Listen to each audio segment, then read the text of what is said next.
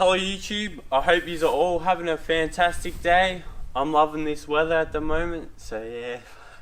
So recently I've made a few changes to this bike here, and I thought I might do a bit of a bike update video to show you what I've been up to.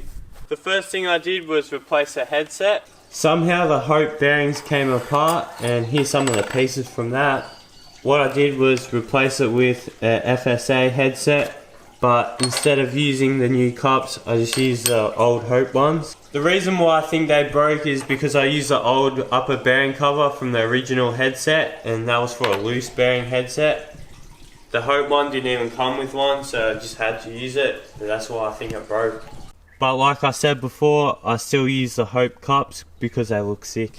I swapped the stock top cap to the FSA one. The next thing I did was replace the hub bearings. Here's the old bearings. As you can tell, they're pretty noisy. And also there's a lot of movement. And that caused the front wheel to be all wobbly. But now that I've got the new bearings, it doesn't do that, and it's really quiet. So the next thing I did was replace the crankset. These cranks were fairly worn out. They kept coming loose all the time. Plus they're SRAM JXP, so that means you have to use a JXP bottom bracket.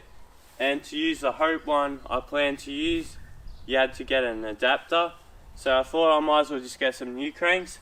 Don't get me wrong, these are good cranks. They're a bit worn out now, and they kept coming loose all the time, even though I was using Loctite. So I decided to go with the Shimano Z crankset. I haven't really had much experience with Shimano except for their chains, and I prefer KMC and SRAM chains over those. But anyway, this crankset's really good. I love the design of it. The length of the arms is 170mm. The intended use for these cranks is for downhill and freeride, so that means they'll be nice and strong. So the crankset came with a bottom bracket. I didn't end up using it because I had my Hope one waiting to be put in. And it also came with a chainring, but this is a 36 tooth chainring, and I already had the race face one.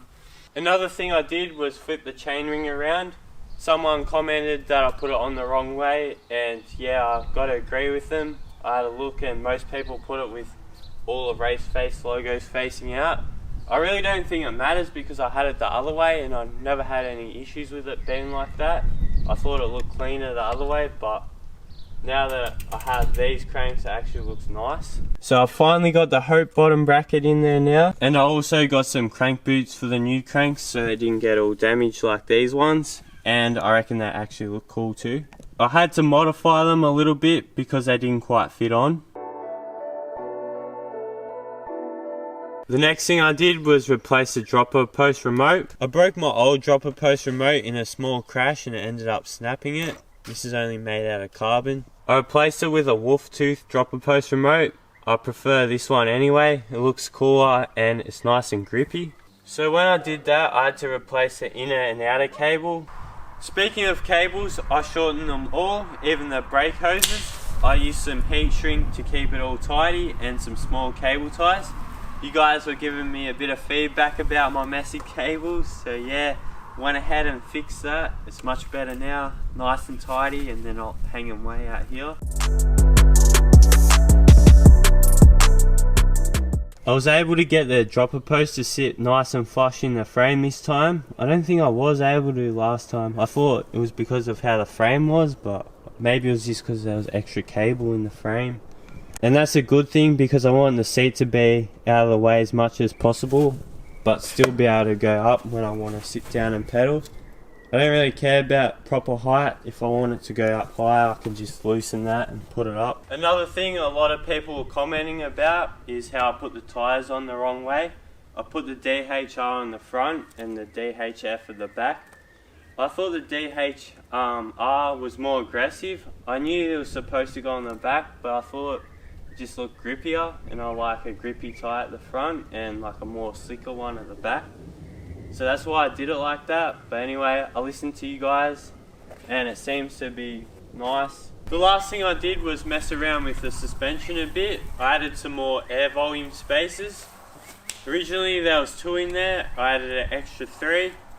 I'm running my fork at 120 psi at the moment, and I played around with the rebound a bit. I think I sped it up a little bit. At the back I'm running about 200 psi in that, and I slowed the rebound to try and match what the front is. So yeah, it feels real nice at the moment. I'm happy with how it is. I reckon I've covered everything I've done since the last video. I'm so happy with how the bike is at the moment. It rides really smooth. There's a few small upgrades I want to get done kind of soon though. This seat clamp, I want to replace it with a quick release one in the same orange, just so if I want to put my seat up to my proper height, I can quickly get that done. Another thing is I'm going to go tubeless. A lot of people ask why I didn't do it in the first place, and that's because I was planning on upgrading this wheel set. But after fixing the bearings in that front hub, there's really no need to. I just have to straighten out the wheels a little bit, and yeah, there's nothing wrong with these wheels. Actually, I broke a spoke the other day, so that's kind of annoying that it's a blue one too. That's about it for this video. I hope you guys enjoyed it. Got some riding clips from the other day before I tuned my forks. So enjoy those, and I'll see you next time.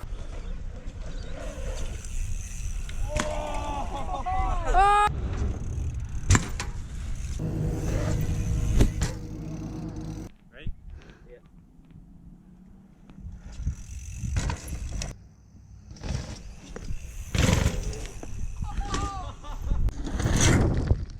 Just hating on him cause he started out here locally. Hopefully I'll be at the top soon. For now I'm at my house on the couch watching cartoons. You know how much you love it when you get it in abundance. Give a fuck about a budget when you always be the subject of the